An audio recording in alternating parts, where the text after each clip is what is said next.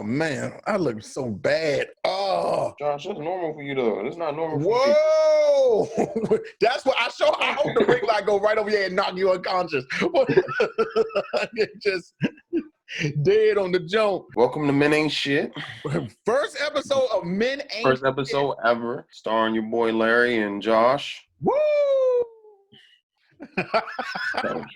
You definitely gotta cut that out. But all right. So in a nutshell, I guess we started this because we just wanted to be talking about some things. So we wanted to clear the air, hear a lot about Men Ain't Shit on the timelines, on Instagram, Twitter, wherever I can see it, I see it. So just want to say, some men ain't shit, but some are. So that's right. It's not all of us. Just gotta give our perspective of things. True. I like the way this is going so far. I like this. Okay. All right. So no bullshit. We're on Zoom and we got the free version, so we're gonna hop right in. we got limited time, man. We got limited time. All right. I don't know if everybody saw this video which was going around on Twitter, where I first saw it, because Twitter is the best social media platform, period. Done. Hands down. And I have the clip up if you did not see it, so I'm going to play it right now. No, don't.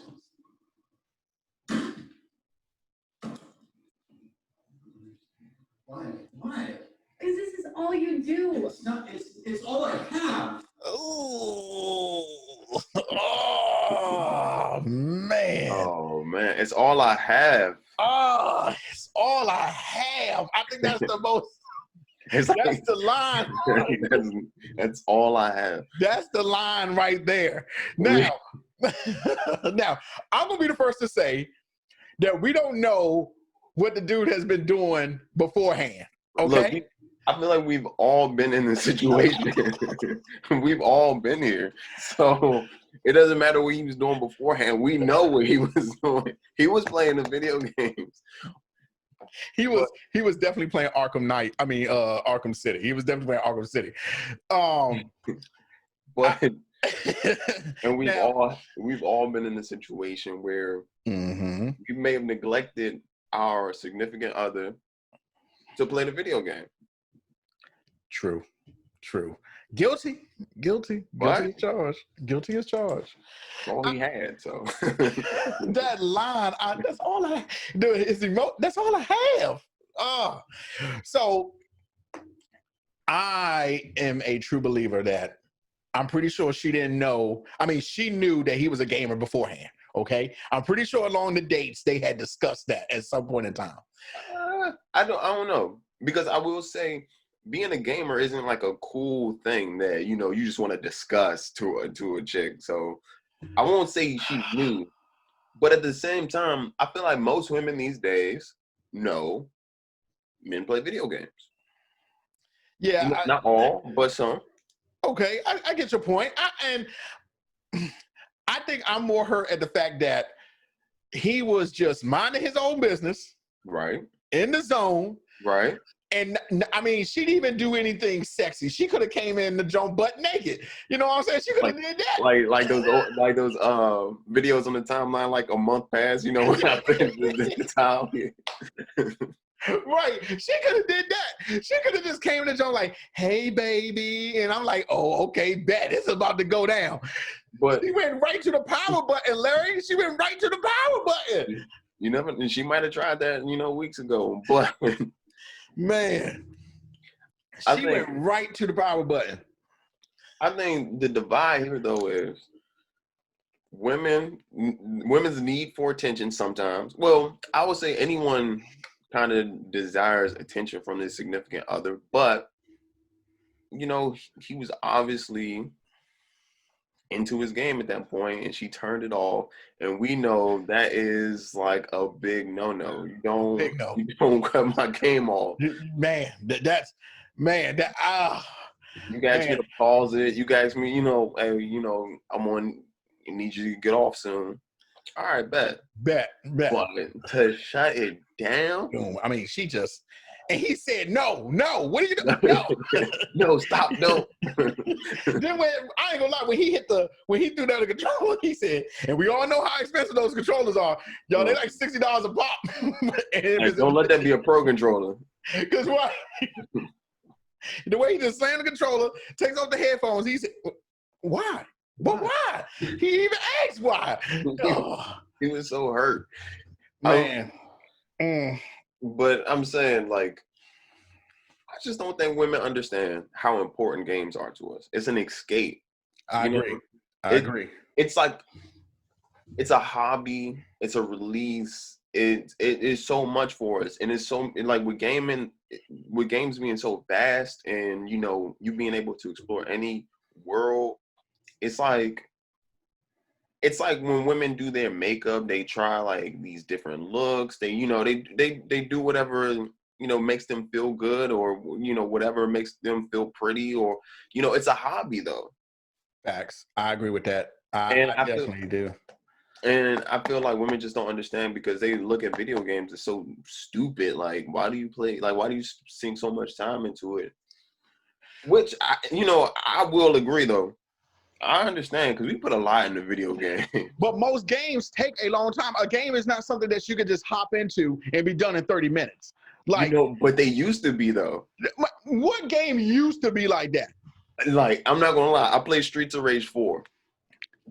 Cleared the whole game in less than an hour, and I was like, for what? Like, why did I pay for this? Wait, is this the new Streets of Rage? It's the new Streets of Rage, but it's still modeled after the old Streets of Rage. I like that Streets of Rage. That's on hot fire. That's like, dope.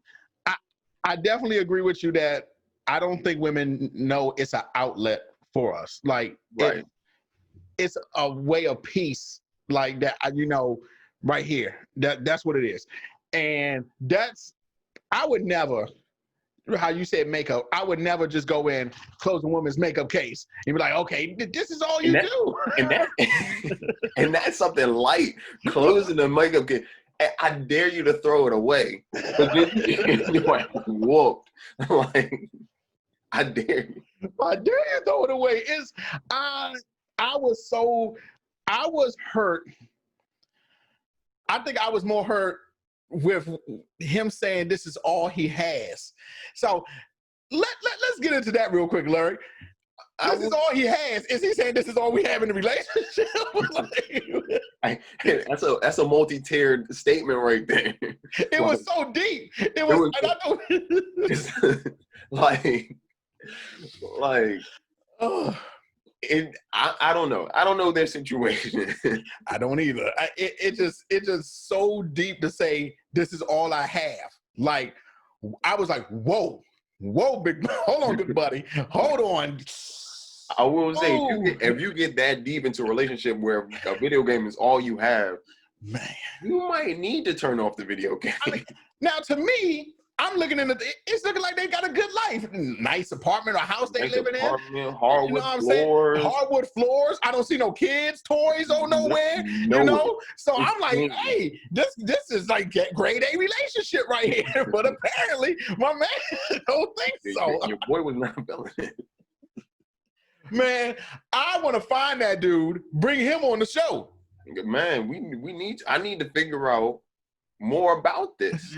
We need an in-depth story about this. What video game was he playing? Yeah, exactly. Because I'm trying to tell you, if he was playing Warzone, Arkham City, God of War, we just may have to we can't let that slide with her. We can't let that slide. No battle royal can you cut off their way. You letting your teammates down. The teammates probably emailing him. I mean, sending him the messages like, yo, you just left us out in battle. Cussing him out.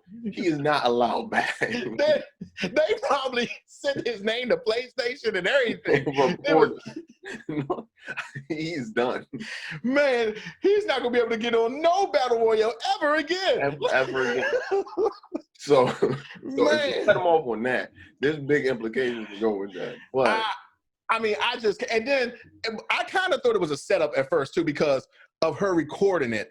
And because we watched the full video on Twitter, and it's actually coming from his account on TikTok.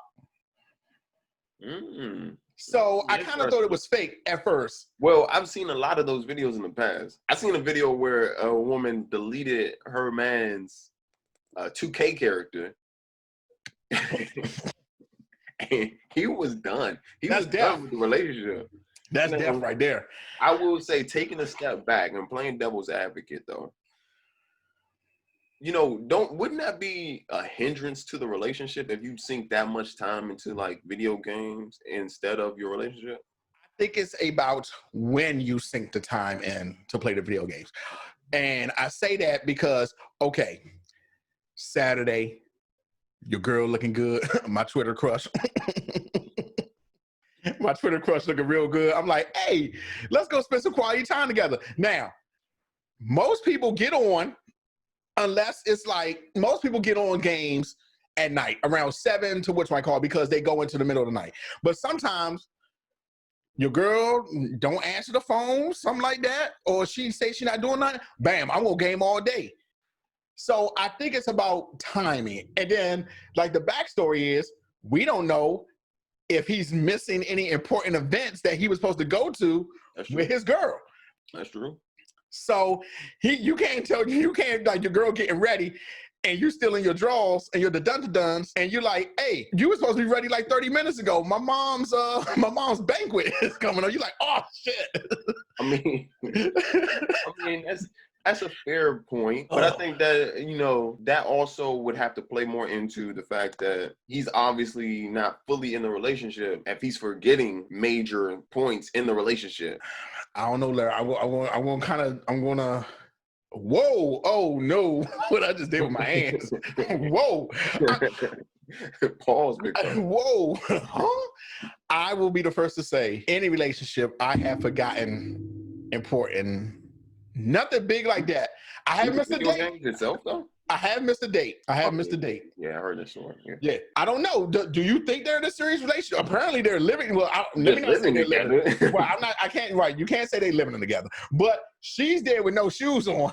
So well, no, either way, it's worse if they don't live together. If you invite Shorty over and you're playing video games, you can't do that. But what if they just had done everything, went out to dinner, and she was like, "Oh, I'm gonna watch my show." You're like, "Bet, I'm gonna go play some Warzone." Is that doable? I don't think in a new relationship y'all like should be at each other's house just chilling, not together. Like I've never had a shorty over my spot and just like, oh yeah, you sit downstairs, I'm about to go upstairs and chill, like play video games. That's kind of weird. Okay, I got you. But I mean, to each his own. I can't speak for everybody. I'm just speaking for myself. I got you. I will say, needless to say, playing devil's advocate, it's all about balance. I agree. Games to spending time together. Just make sure balance is out and work together. Communication is what's needed. So now, and we're going to touch on this in another episode about dating from the men's point of view. But see, playing video games is something I have told dates. Like, oh, what are your hobbies? Oh, I'm a gamer. It either goes like this. Yeah, please. It either goes like that. But at least you laid it out there. If that's not her thing, that's not her thing. But right. I think it's fair that if you tell a chick like I play video games, then I'm like, okay, bet, but if they continue to go on and they know you play video games. But I will say, I don't think that they know the extent to how we play video games and what video games we play.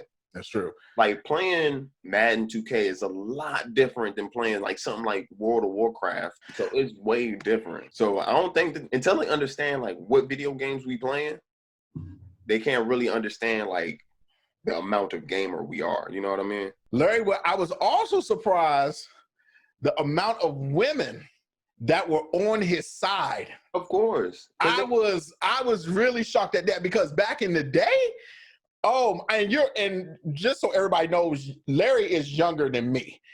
Dating coming up, like games were looked at as it was a handful of women, and I'm talking about just a handful who were like, "Oh, you game? Oh, that's what's up." Only a handful. Everybody else just thought you were like a straight nerd. No, everything done deal. It was just like that.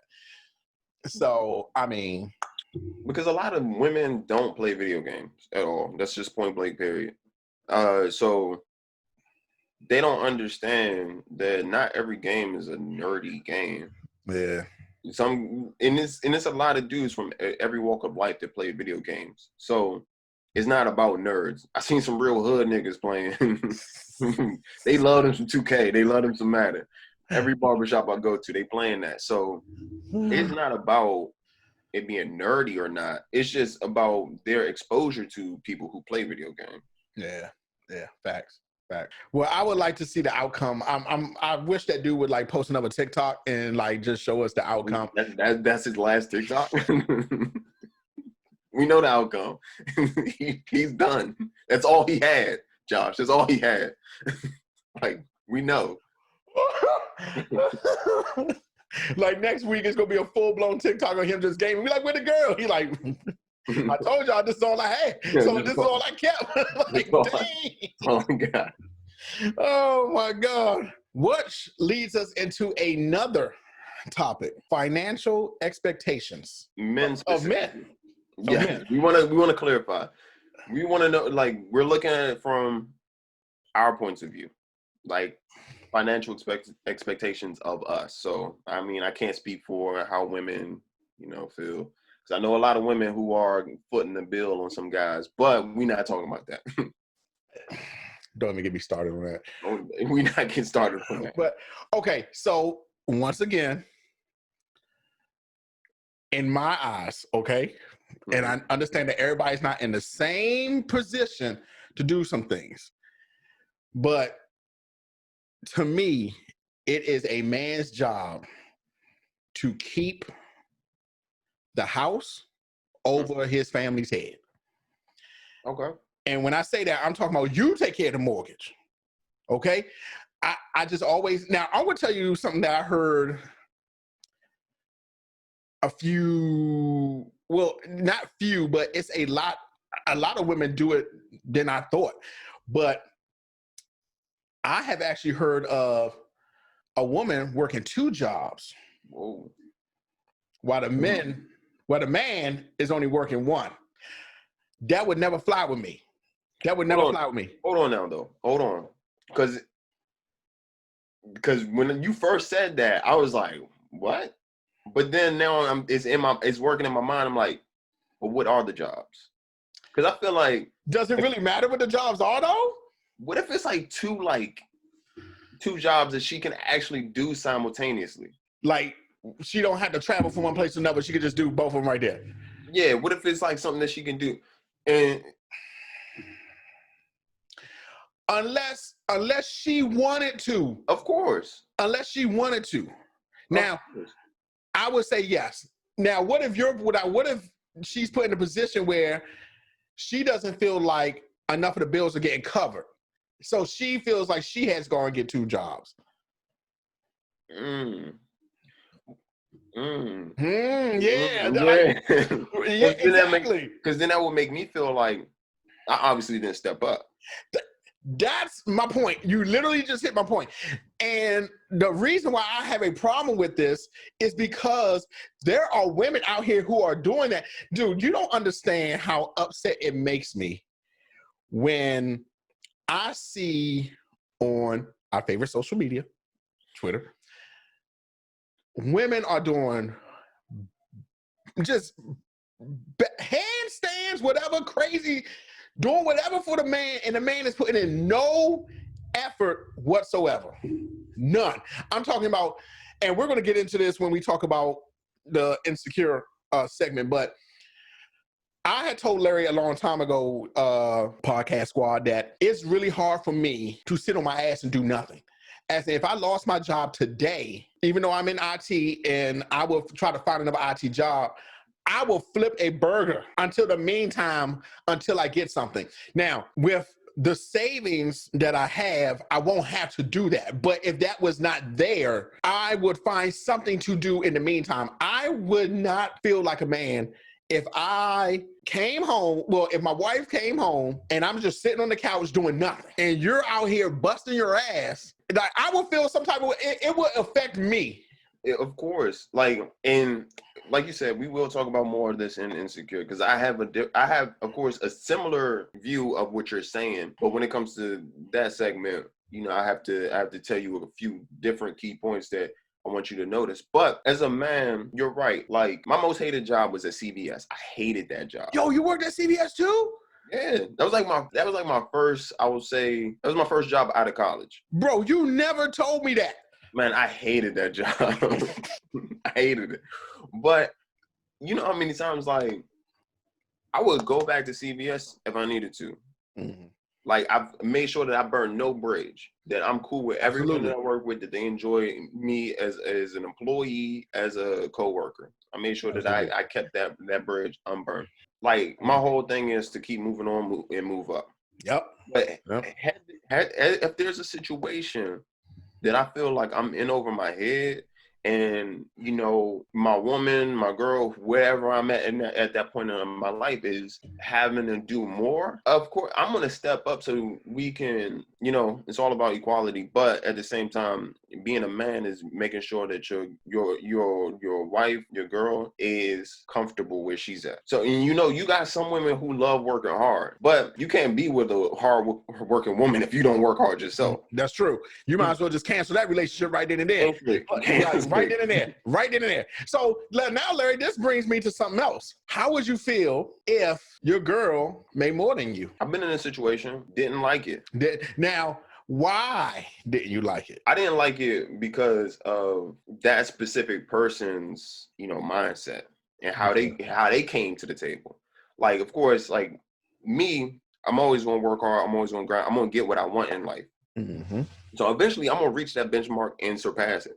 So I'm gonna have, eventually, I'm gonna have, as much money as I want. Being in a position where I was, where my girl at the time made more money than me. She made it seem like she, could do whatever she wanted to do. You didn't have to answer to me. Same problem that I feel like women had back in like the 50s and the 60s, where dudes would like run and do whatever they wanted because they simply could. You know what I mean? They had they had more of the money. The women weren't. Of course, at that time I was still working, but and this is kind of drama. This is more of a dramatization, but she was like, this is my money. I do what I want. I'm gonna spend it how I want, and you can't say nothing about it. I was like, I don't like this. I don't like this. At the same time, we're still in a relationship, and we have to respect each other. You know what I mean? Right.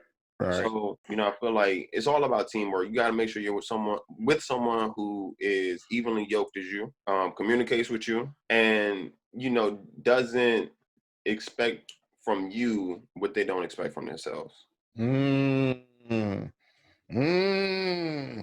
That's pretty deep, Larry. That one was pretty deep. I mean, it's the truth, though. That was pretty deep. It's how it should be. The women who are footing the bill, real quick, even though it's a touchy subject, but let's look at them. Okay. If a woman is with a man who isn't able to reach their expectations, doesn't even have plans to reach her expectations, why is she footing the bill for something that won't actually materialize into what she envisions for her future? You know what I mean? Like, good point. I don't know. I've been looking at a lot of stuff on motivation, building wealth, all that kind of stuff. And honestly, one of the keys of building wealth is being with someone who has a like mind as you. I agree. I definitely agree with that. And they say if you don't, that is going to lead you to poverty. Because say you're about saving your money, say you're about building a business, and you want to take the money that you save and put it back in your business. Okay. But you with someone who likes to spend all the money. Spend. So they want to take the money that you're trying to save, new bags, new shoes, new car, new house. Then you can't even put that back in your business. Which makes me go to this. And you know how I feel about this. Joint bank accounts. I know.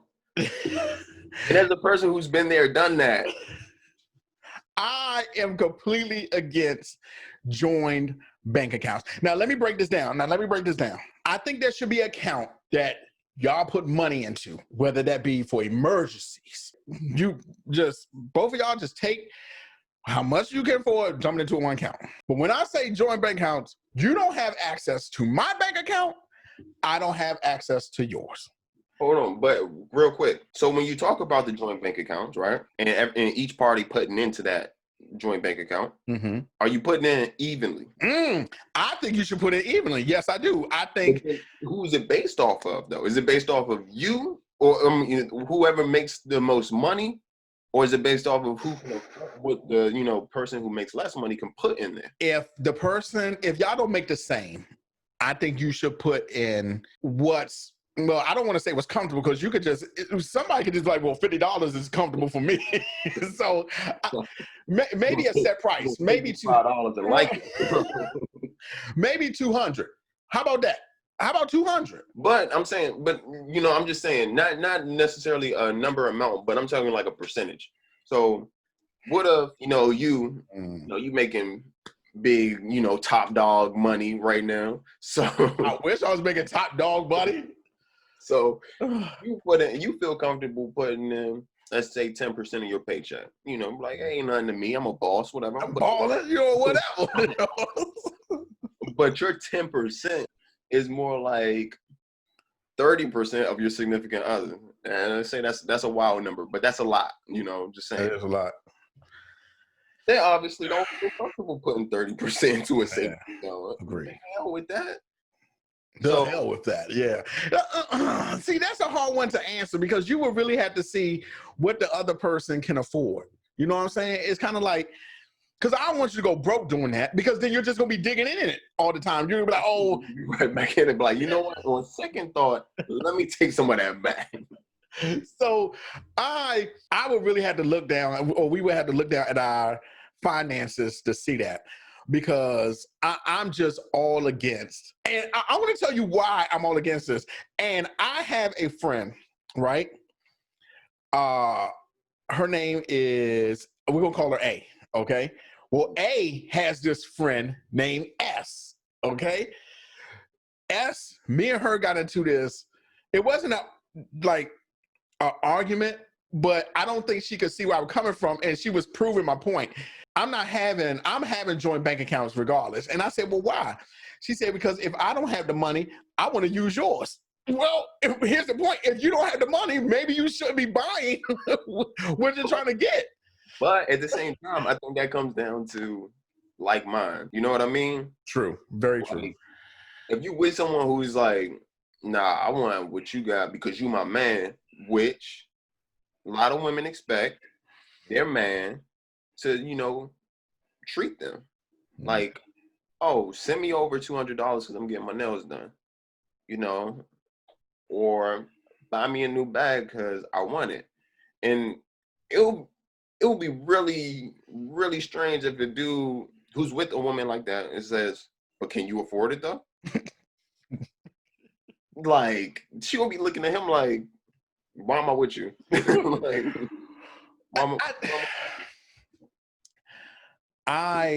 it's something it's something sexy to me about a woman who could stand on her own. Like, you know what? PS5 coming out. Some boom, here go the PS5. Damn! I'm like, damn, good look. But then again, it's kind of like, what's the shoes? The red bottoms. When I first found out about those, I'm like, wait, so they're regular shoes. They just got red on the bottom, and they're like they were expensive. Like, I was like, damn. Well, I mean, if it's a quality product, I mean, you pay the money for it. You're gonna pay, right? But I don't have no problem spending. To me, a relationship is about trust too. So I should be trusting you to not go out and spend crazy amounts of money if we got bills here. Right. Okay. I don't want to go cut on my PlayStation and there's no electricity surging through because you told me, oh, you wanted this new purse that came out, but the electricity is not on. So not only is my game not powered up, now I can't eat. No Wi-Fi, no food, no nothing. We out here. Wash your ass. Right. You know what I'm saying? That's crazy. Now I think it should be the same for men too. I think a man, before you make any financial decisions, the first thing you need to think about is how it's going to affect your household. Okay. And I'm not saying, when I say that, a lot of people sometimes think that I'm still old school, that women should be doing all the shopping, no. Okay.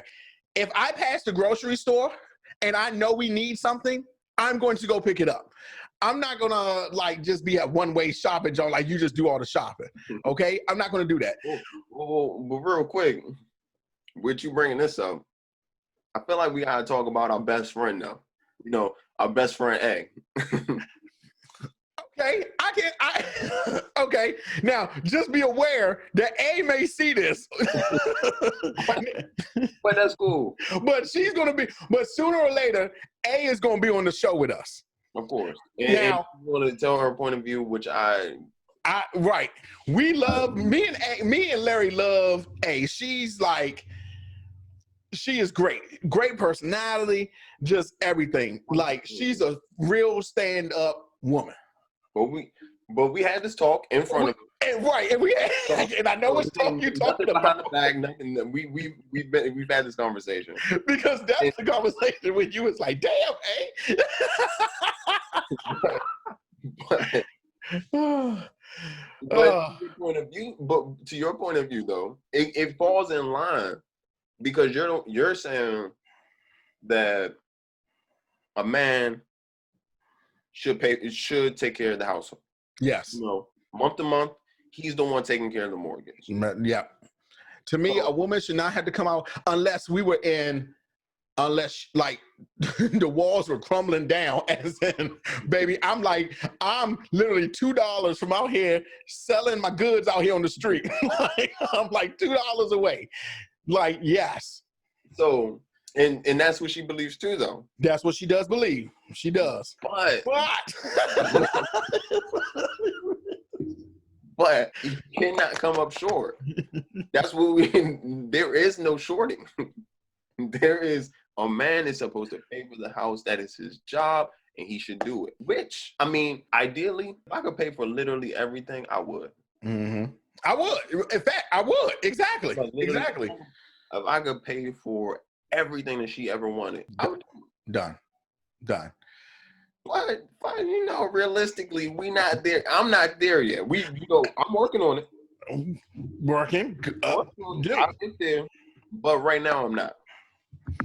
So, and I feel like women sometimes have a tough time dealing with men who aren't there financially yet. I guess, quote unquote, holding him down. Now, I ain't talking about broke, no job, Lawrence, which we're gonna get to.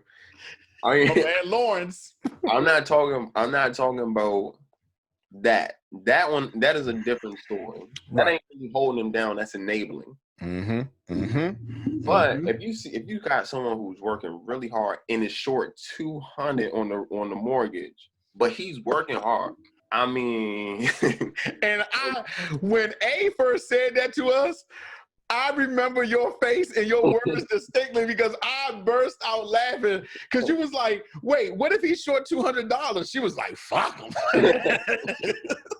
And you said, damn. And that's fine though, because that's what she expects. That's what she wants, and I can't fault her. Right. If you stick true to your guns, you're gonna get exactly that. That's true. But if you got somebody with 80% of what you want and working on the other 20% of what you want, are you going to like give it up? Personally, I won't. You know what I'm saying? I'm like, oh, okay. You know what I'm saying? I won't. But man, I was just like, dang, she was coming with the heat. Oh my God. But speaking of your boy Lawrence, because I see you're a new Insecure fan. 3 episodes. Insecure? Whoa. Hella late. Did I just raise the roof? What the? You hella late on the bandwagon, but I'm hella late. You got on there. Yo, Insecure is probably, I'm not going to say it's the best show because Game of Thrones is still king. Okay? Game of Thrones is still king. But if I was going to go ahead and give you a top 5 show, Insecure would definitely be in there. And Larry, you seen more than me. You didn't already caught up to what it is. I mean, I watched it live. I rewatched it because I missed some key points, and I can't wait till you get to where we're at now, because we're nearing, I think, the end of season 4. 4, yeah. But before you continue, let the record be known that I knew about Insecure when Issa was doing all her stuff, when she was here in DC and all that. I had known about her, but you didn't support. No, I watched one episode, the first one, but then I started watching Dragon Ball and Naruto. So, okay, fault me? Yes, you're right. But first of all, Larry, let's get into this. Let's get into this. All right, you got to tell me what you've seen so far. I am on the 4th episode, probably only like 10 minutes in. So let me tell you, so far, I have met Issa. Ooh, by the goodness of God, that girl is bad. That is a fine woman right there. Oh, Issa is so bad. Okay, I done met Molly. Okay. I will get into why I say that. I done met Lawrence. You know what's funny, real quick though, with the whole Molly thing? That stank face don't go away. Where we at right now, I don't know what it is. No, Molly is beautiful. She's successful, and she's a wonderful person. She is just like, I don't know what it is. I'm gonna tell you what gets me with Molly. Okay, and let this be known. This spoilers. There's going to be spoilers. And if you have not seen Insecure, don't watch this section of this. I mean, literally, if you haven't watched Insecure, just watch 3 episodes and you've caught up to that. Shut up, Larry. So I think with Molly, what I give the stank face of is, from the episodes I'm on right now, I don't like how she's playing this situation with the dude who works at Enterprise. Okay, and let me tell you why. See, you know some things and I don't. See, because I done been on that end. So y'all, the episode that I'm on right now, first of all, we need to talk about Kelly. Oh my God. That girl is bad. And she in my weight class too. Oh my God. When Kelly first came on the screen, y'all, I was like, damn. I was like, yes, Lord. So in the episode, the guy gets invited to a party. Well, Kelly hits the nail right on the head because they're talking about African-American men with college degrees. And I swear, the one thing I love about Insecure, it's like they are not fronting any blackness. Like they're all relatable. It's all relatable. Every single episode, I have been like, damn, yep, somebody would do that. Like, straight up. And I'm only, like I said, 4 episodes in. And so they're talking about the degrees. And of course, the light-skinned dude, you could definitely tell if he was going to play it, she'd be a goddamn Kappa. You know, he with the light-skinned chick. And they're talking about degrees. And Kelly says that most African-American men, when they get degrees, they start to act different and stink. Absolutely. I absolutely agree with that. I don't agree with that. I absolutely agree with that. I would say there is almost an elitist mindset of some, not all though. Yeah. Oh yeah. I'm never saying that it's all. It's some. Yeah. It is definitely some. And I know some. Okay? Oh, for sure. I know some. Definitely. And her, I guess my man says, well, shit, I didn't finish college. And does it affect me personally? Yeah, it does. Because I didn't finish college. I went for 2 years. Got put on active probation. So it does affect me a little bit. But I'm under the mindset, like, for college isn't necessary. I think it's necessary for some things, not for all. For certain, of course. Yes. I'm not going to a doctor that didn't go to medical school. Like, what do I look when you graduate, I got this certificate from what you're doing, open heart surgery, man. Line me up, baby. Let's get it. Absolutely not.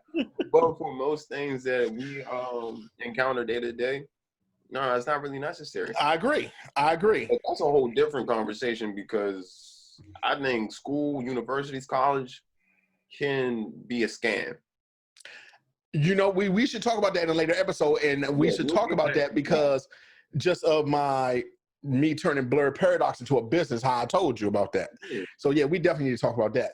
So Yeah, but back to like the elitist blacks who get their college degree. yeah, so Molly, when she finds out that the dude who she likes, who she even told Issa that she likes, when she finds out that he hasn't gone to college, it's kind of like this, but then she gets accepted into that dating app that's like exclusive. Yeah. Okay. And that changes her perception because she wants someone on her level. Right. Honestly, though, for a lot of successful women, that's what they want. They want successful men who are on their level. Which, I mean, that I can't knock them for wanting that. They worked hard to get there. Right. But at the same time, if all you're looking at is a dollar amount or where you went to school, you want to miss out on the key characteristics of building a relationship. And I'm for sure, and Larry, you know this about me, I'm more of a personality dude than a looks dude anyway. Okay. Personality shines to me way more. And I want to backtrack to the first episode of Insecure. So, you know, you meet up with Issa. First of all, Larry, let me just go ahead and tell you this. Mirror Issa, thug. She's a goddamn thug. Really. Mirror Issa is a damn thug. Okay. So, you know, then But you hold meet. on. You know, all our mirror inner selves are thugs, though. Like that is true. Like, hey, I'm not a thug in the mirror. I'm like, hey, man, we doing the right thing? Hell yeah, we doing it. No, we ain't doing the right thing. Exactly.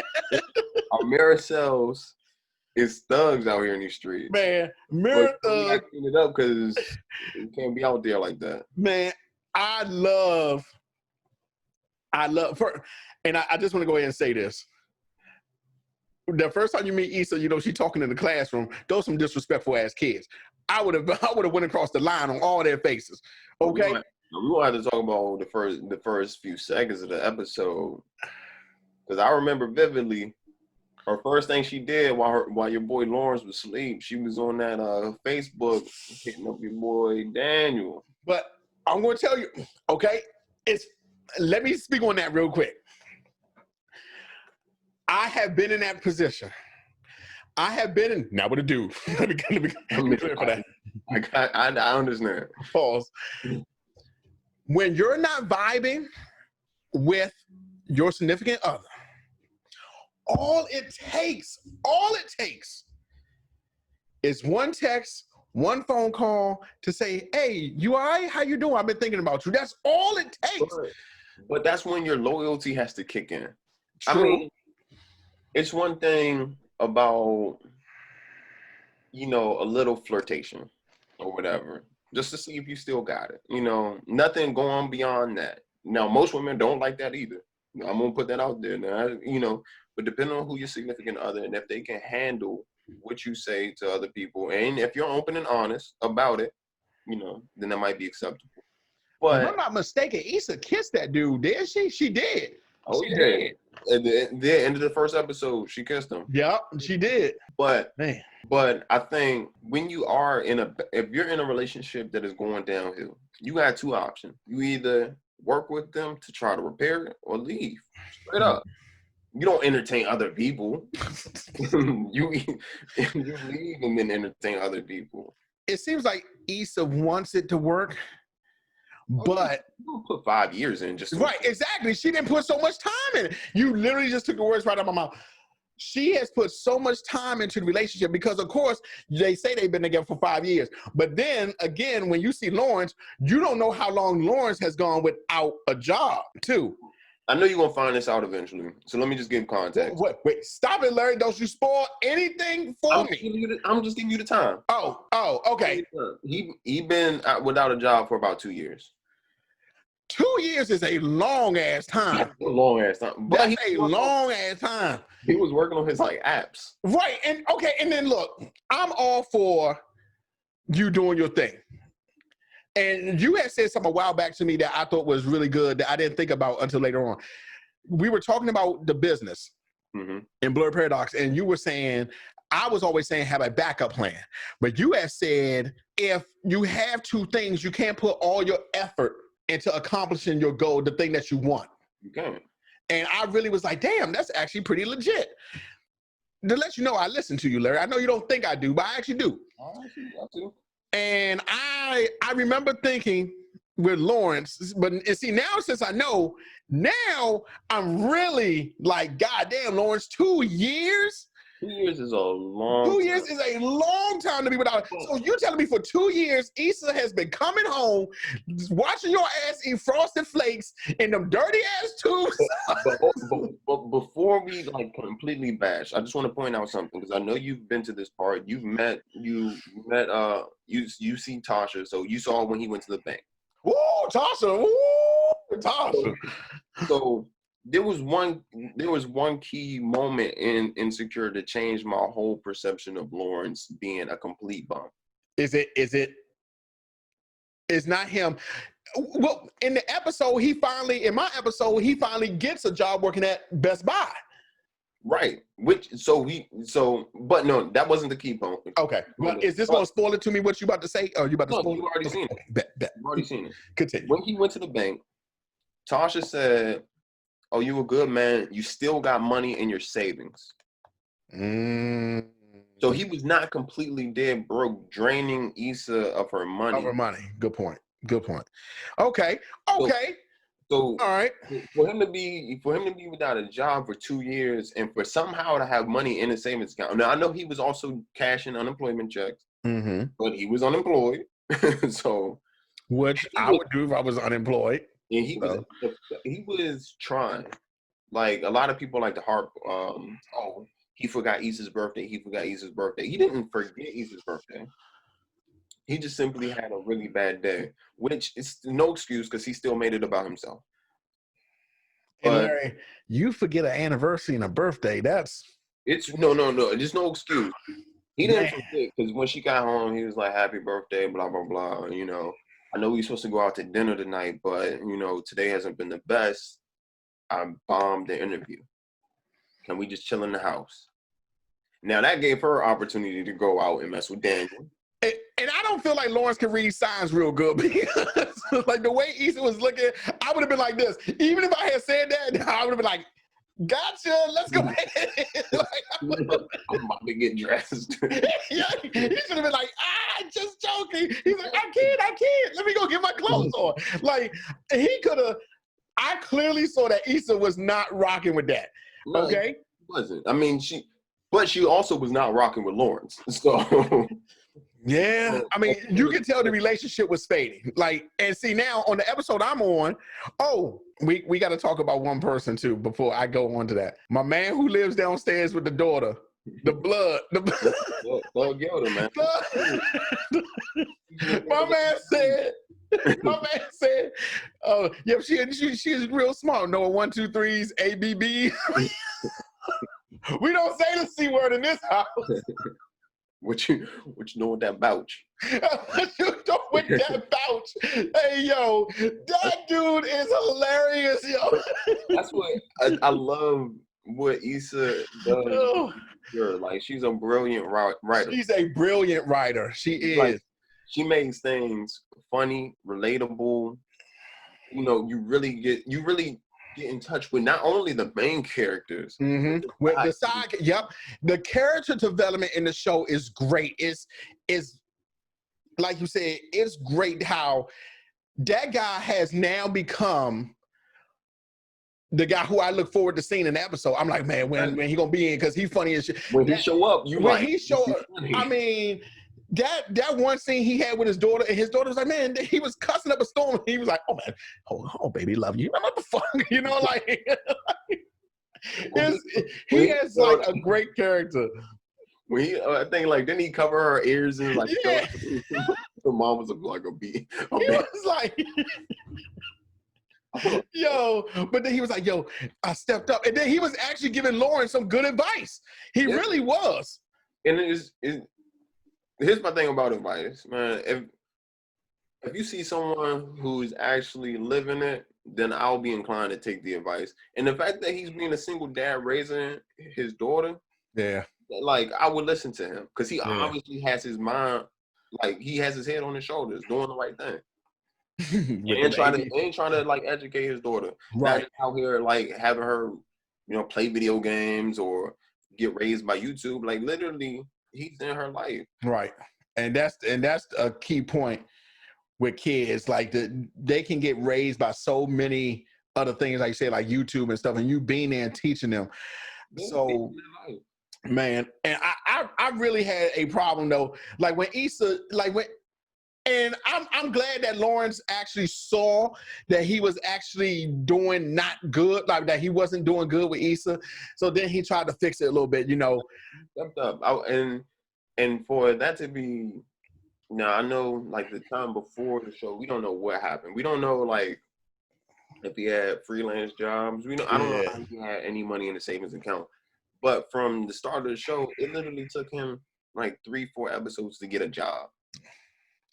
Yeah, and then I felt bad that episode when he cooked for her, but she had already brought the food home. But she bought the food for both of them, okay? But then he's like, because in that situation, I would have been like, okay, cool, bam, all right, I sit the food to the side. But then she took the plate to the couch. Then the couch, she dropped some of the food on the couch or whatever, and he like spazzed. And in that moment, they like they do a flashback of like when they first move in together. He first got the couch, and how that was significant to him. Right. That was like the first thing that they bought together. Right. So you see that Lawrence really is committed to Ether. Yeah, Like, I agree. that He is. someone He wants is. to live his life with. He is. And that really makes me go. That's why I say Issa has been in it for a while, but this is also leading me to what I call the honeymoon phase. Okay. Now, we have heard about that. Honeymoon phase. Beginning of a relationship. Yeah, but Right. Now, but here's the now once that honeymoon phase starts to fade and shit starts to get real, finances. And I don't think they ever really talk about, oh no, they do talk about bills at one point. Do they? I'm trying to recall. I don't think they did. Well, anyway, I just definitely felt like Lawrence, knowing that Issa was going out every day. So if it was me, first of all, I would have been at McDonald's or something until I found something, you know. But in the meantime, I would have made it real easy on Issa. Like, okay, I know that you ain't here busting your ass. When you come through that door, now, look, I be playing video games for the last 4 hours, but the minute you come through the door, you ain't gonna be able to tell. So, dinner cook, something like that. yeah. Like, and I feel like we probably got a lot of men who don't know how to cook, which is crazy to me. Larry, like, you can't tell me. Now, look, Larry, I can't, you can't stand by behind that no more. You shouldn't stand behind that no more. Like, that's what I'm saying. People can't tell me. Now we have the air fryer, the pressure cooker.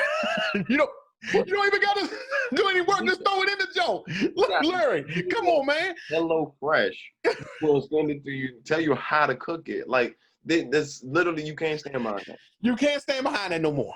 But you also got, you got men who feel as though, I wouldn't say demeaning, but they don't want to cook because they feel like they're the man. Right. Agreed.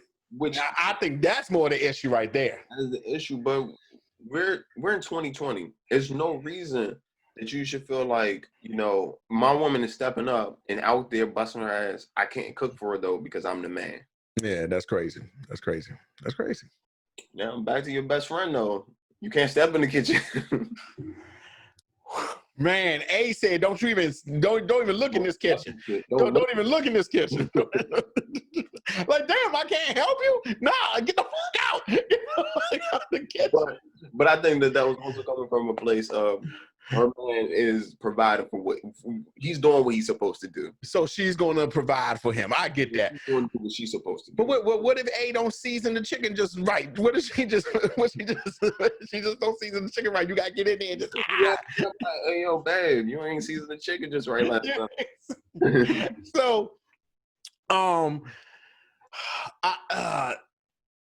so now we didn't really hit on the episodes 1, 2, and 3 and half of 4, but from my interpretation of the show already, in a nutshell, with everybody, Issa sick of Lawrence. She wants something more. She's trying to get there. Let me keep going. Hold it. I got you. All right. Molly has everything she wants except a man. That's what it seems like to me right now. Okay.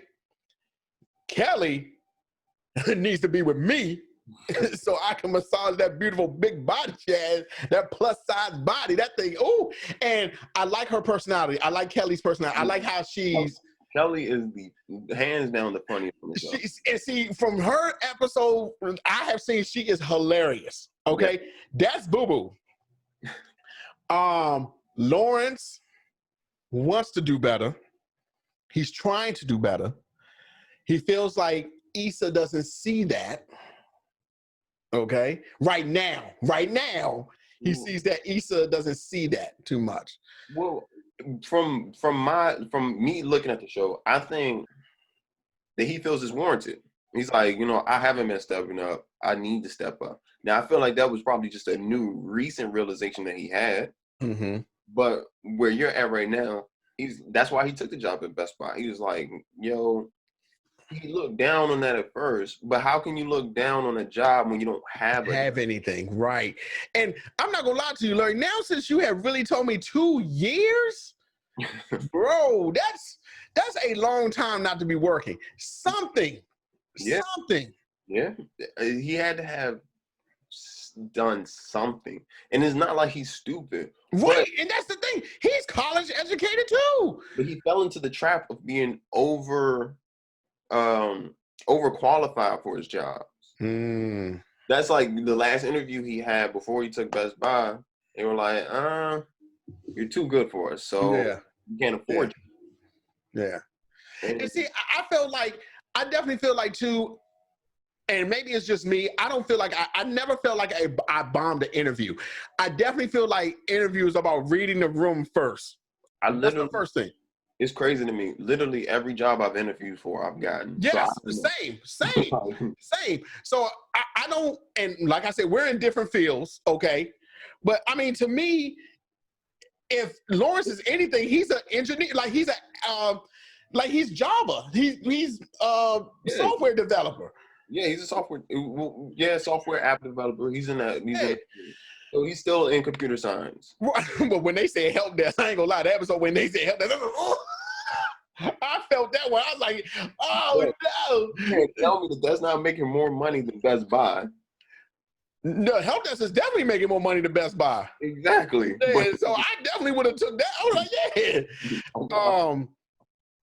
And when he said he had like bomb interviews, I'm thinking, like the first thing I do for an interview, I read the room first. When you read the room, you can tell what everybody's about. Right. Everybody's gonna try to put on the hard face, but you can read the room. Like that, to me, that's the first thing you do. So when he says he bombed the interview, like bombing the interview to me means that you didn't say anything. Nah, because in the computer sciences field, it's different than other interviews. It's different than interview because they're asking you, oh, how would you fix this problem? Right. That's true. Or they're giving you legit things that you have to solve. And you're like, and then like I remember one time someone asked me, oh, how do you do this in Active Directory? And I was like, and it was something next. I was like, yo, Active Directory is so easy, but I forgot how to do it. Yeah. So I can see how he bombed the interview by being too nervous, because that's literally everything in life. You get too nervous, then you're searching your brain for like how to figure out things, and you literally regurgitate whatever you can, the last thing you remember. Good point. So I can see how he felt in interviews, but when he got that job at Best Buy, I was proud of him. Yeah, Now, I definitely think Lawrence is a good dude. I definitely think that. I think that he's kind of lazy. Like, to me, right now, knowing that it's been 2 years, like that kind of symbolizes laziness to me. Yeah, I'm not like for sure. Lawrence is not perfect, right? Right. You know, he's just like any other person, any other man. And like I said, Issa's not perfect either. Now I can't wait until you get further on in the season. But so far, where you're at, she kissed Daniel. And I'm not gonna lie, I was upset at Issa for not coming home too. Like, look, I understand, but you not coming home and not picking up your phone, you gonna have me worrying. Like, Oh, for sure. Like even like, if it whoa, doesn't matter Issa?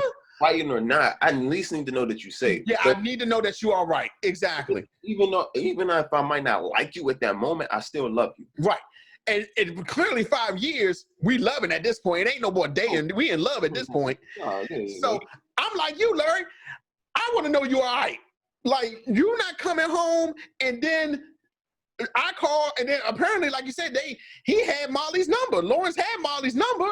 Yeah. So can you just text me to say you all right? I understand we beefing right now, but why won't you just text me to say you okay? That's all I need. But you know what's crazy? Dudes can't do that. I can't not answer a phone for 6 days. It's gonna be a full problem. We do. You ain't shit. Men ain't shit. Pops knocking on doors looking for me because she wanna know. And then wait till I get back. Oh, what bitch house you was at? Oh. I was at everybody's house. What we talking about? Man. And then I'm not gonna lie to you. I don't know if it's episode 2 or 3, but it's like when they're starting to get decent again, they get into bed. It's completely awkward. It's so awkward. It's so awkward. But I've been there before because you're still fighting. Like, it's not like any problems have actually been resolved. Y'all still don't like each other. Man. But you're putting on a brave face to one day that you might like each other again. And like I said, I'm an Aries, so love is my thing. Okay. If Issa wanted to read that book, I would have been like, all right, let me go ahead up in here and power up the PlayStation while you read the book. All right, you want to read in bed. But then when they got into bed, it's like, good night. It was so weird. It was so weird. I would have straight got up and like, you know what? I'm about to go. I gotta go head out this way. Like, I'm thinking, oh man, we about to get one of them HBO sex scenes real quick. I'm like, nothing. I'm like, there was no makeup sex. There was nothing like that. It was Issa rolled over. He did. I was like, oh my god. Yeah. Oh. But no, I love Insecure because it really frames Black America, and the Black experience better so than a lot of shows I've seen before. A lot of shows try to, I don't know, it almost feels like they try to relate to Black America more than actually capture what it means to be, African American.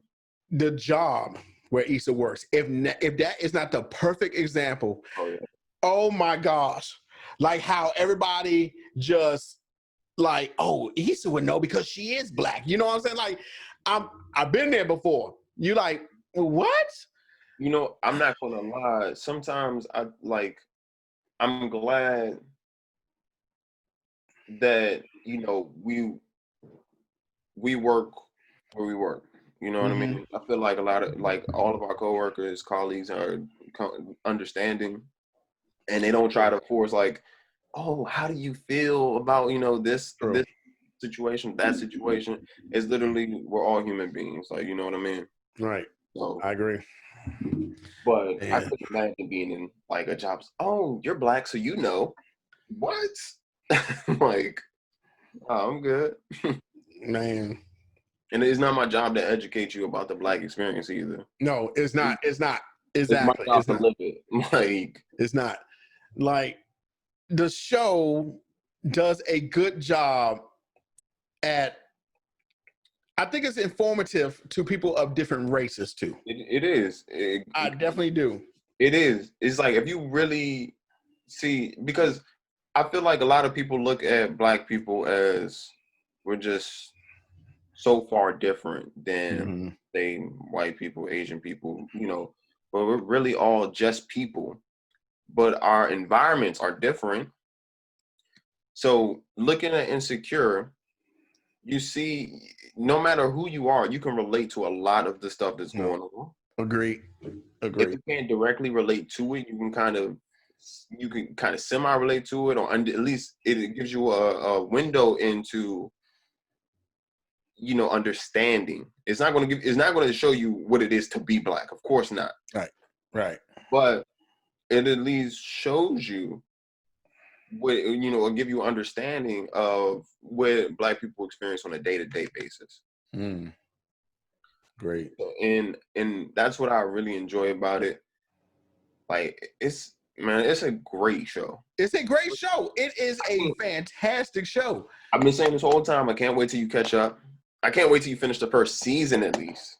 Man. Like, you gotta keep watching it, man, because like the end of the first season, we got a lot to talk about. What you learn about all of the character developments. Is Kelly still in it? Kelly is always in the show. Oh, she's so bad. She is so But bad. at the same time, Kelly gotta be the best looking girl on the show. She gotta be the best looking girl on the show. hey man, you like it, I love it. You like it? I love it. I mean, like, Kelly is beautiful and she is funny. Oh, she is so bad. But when I think about the goodness of Jesus, to me, that's all I gotta say. Wait, what'd you say? I said Kelly is beautiful and funny, but she is definitely not the baddest in the show to me. Now, that's just my opinion. Don't, you know, I know you like what you like. And you need to relax, Larry. You need to relax. Like, what do you mean? Kelly is so bad. She is so, oh my gosh, she is so bad.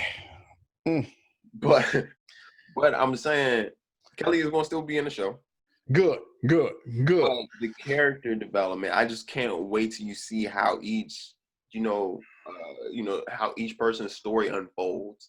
And then you're going to have a different perspective on everybody. Okay. But like, man, I just, if anybody was going to be the villain in the show, it would definitely be Molly. Like, and now I'm at the episode where it's another Black girl in her firm. Well, you see how. And now in Molly's defense, I get what she was doing.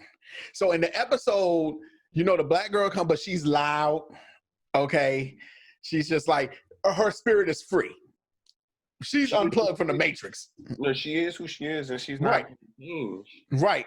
But, and Molly pulls her in and says, hey, just want to make sure you're adjusting. You know, she basically comes for her, but the girl goes, okay, but, you know, I've been told this is why I got hired. And I see Molly's point. I definitely see her point. Now, the question is, to me, because I'm the girl with the loudness. I'm loud. That's my thing. Okay? You already know that. My personality is really big. Quiet down. So. Yeah. I put myself in that position. If someone came to me, how would I take that? I think she handled that very well. I think as the person who is talkative and who is, you feel like that she handled. I felt, because the first thing I thought she was going to do was go off on Molly. Like, bitch, who the you talking to? You know what I'm saying? You know, I really thought she was going to go into all that, but I'm glad she handled it the way she did. It wasn't I really thought she was going to turn into the ghetto Black girl. And I'm glad that did not happen. I'm glad she talked to her and let her know what she was feeling. But I mean, she's obviously an educated woman to make it that far. Yes, I mean, correct. She's about to be a lawyer pretty much. So she has some type of professionalism to her. But it's just who she is. It's just her personality. I feel like there's loud, talkative people of every race, but for some reason, Black women get called out on it. All the time, right. And what's the first thing they say, Larry, when Black women do that? What's the first thing people say? Oh, they ghetto, they ratchet. That's it, yeah. Every time. But it's like, I feel as though it's not like she was talking slang or anything. Right.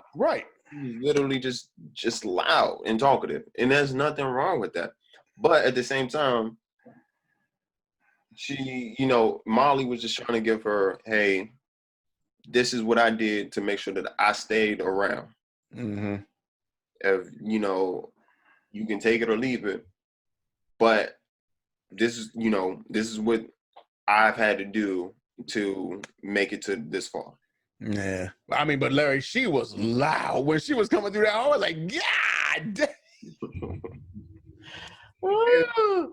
I mean, and I don't know where you're at so far, but you'll find out more about that whole situation. Okay. So yeah. So,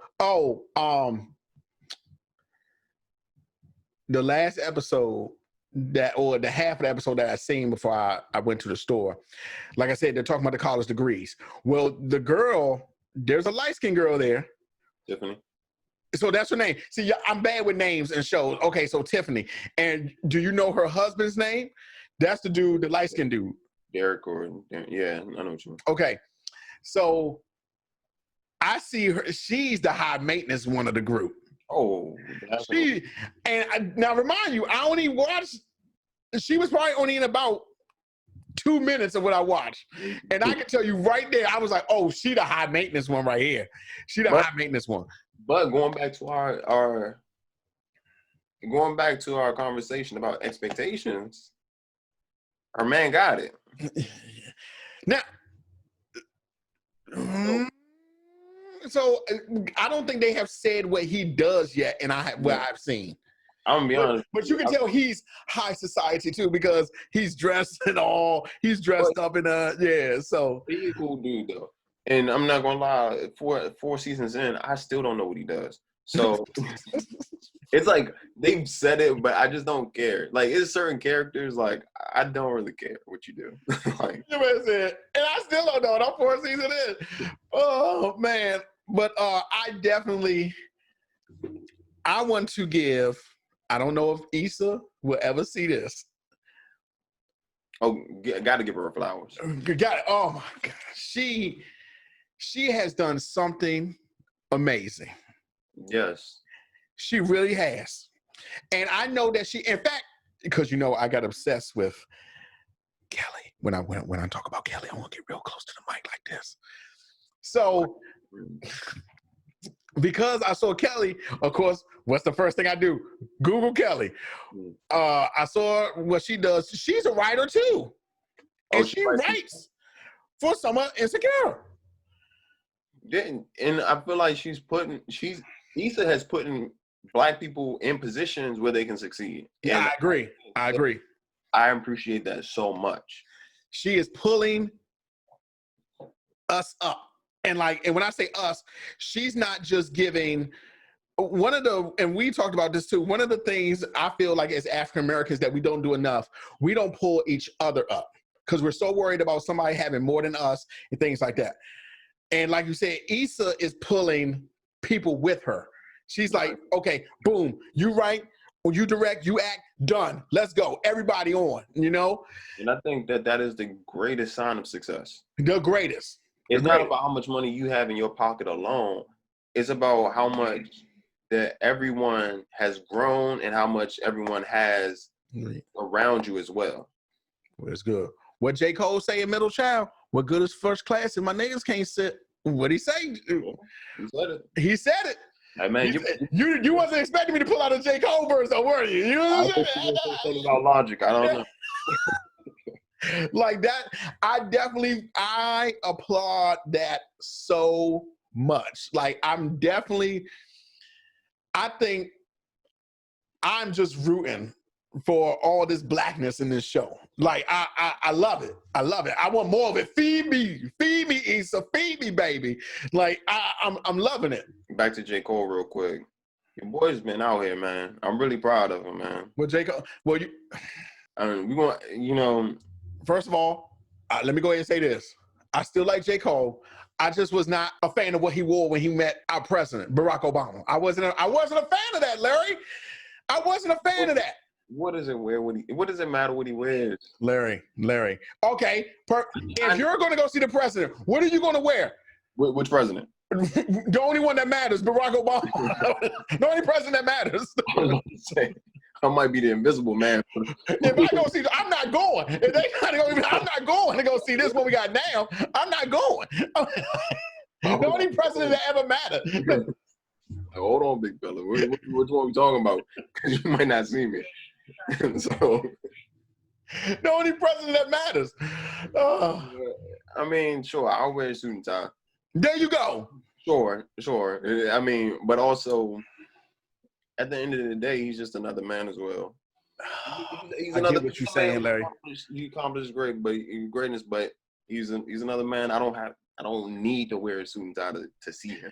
I get you, but damn. Now we got to work on a outro because, like, for my YouTube video, my outro is you can't be good at it. You know what I'm saying? That's the joke. So you gonna have to come up with a slogan.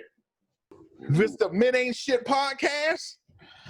We're gonna be keeping this going as long as we can. Even if y'all don't listen to it, we still gonna keep it going, right, Larry? Go on, man. I mean, we enjoy it. It's a great time. You know, we're gonna converse regardless. Brothers stay brothers. So, hey, men ain't shit, but sometimes we are. Hey, I like that. All right, then.